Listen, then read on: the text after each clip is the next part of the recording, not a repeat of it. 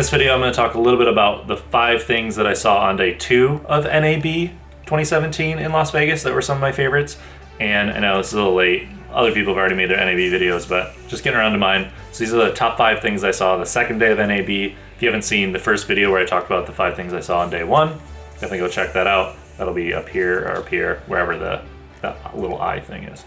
So first thing I saw that I really liked was the DJI Ronin 2, and this kind of goes with the second thing that I saw that was really cool, the FreeFly Movi Pro. As I get bigger camera rigs and I'm looking into ways to stabilize some of these bigger cameras and lenses and matte boxes and follow focuses and all these things, as I want to move into these bigger, more produced projects with more of a crew, more of a cinematic look, less of a video feel, more of like a film or a cinema feel. I'm looking at these gimbals, these different sized gimbals, these different bigger systems, bigger ways to hold a camera. So I checked out the DJI Ronin 2, which looks pretty cool. It looks pretty heavy, definitely, as you put more stuff on it. So you'd probably want an easy rig or some sort of way to attach it above you so that you could actually maneuver it well without having to be super, super strong and be able to carry it out in front of you for a while. And then the Movi Pro as well. I'm looking at both of those options, maybe 6 to 12 months down the line, or renting them for specific projects. Both of those were pretty cool. The third thing would be the Sony A9. I stopped by the Sony booth with my friend and Sony artisan Paul Giroux, and he knew a Sony rep there that had one of the A9s in person. This was pretty quick after they announced it. I think within a week or so of announcing the A9, they had a few of them at NAB, and that thing is just insane. If that would have been out last year when we were trying to switch from Canon to Sony, I probably would have pushed a little harder to get my wife and her photography stuff using the A9, because some of the things that held me back from the A7 series was, dual memory card slots when you're shooting weddings or events that are one-time things. It's kind of a necessity. The A9 also is a little bit bigger, I would say, like kind of more of a DSLR feel to it than the A7 series.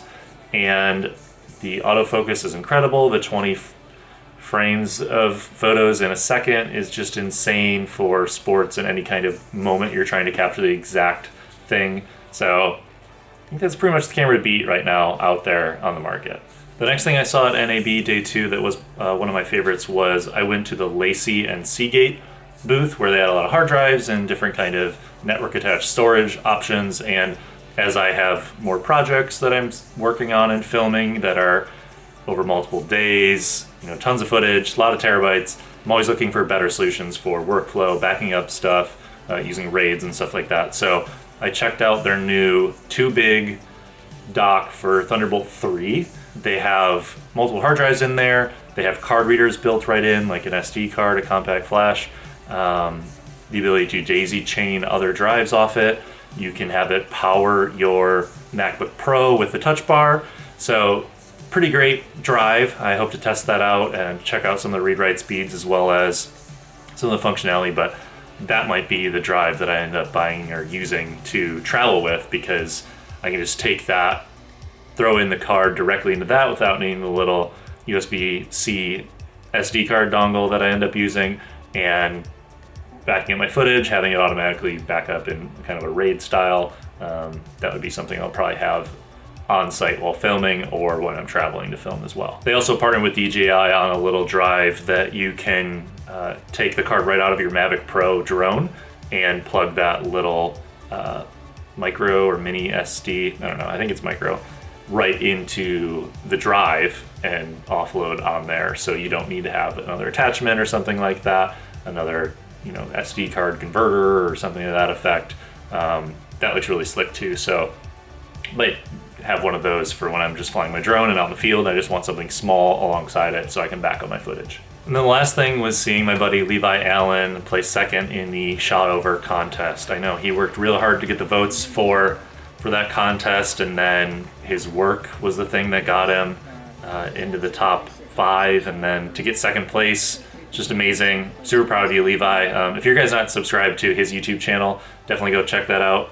I'll link to that as well, but makes some amazing adventure films, and proud to call him a friend of mine, and it was great to hang out with him at NAB. I'm in his vlog a little bit too, I think, but it was just super great to see him not just place second, but to have people, you know, I look up to, people he looked up to in the filmmaking world, to be able to like talk with them and for them to say things to him about his work. It was just really great. I know he wish he would have got that red camera, but you know, still get some time with the shot over, and super proud of him for placing and for, you know, just continue to push harder to make his adventure films. So good on you, Levi.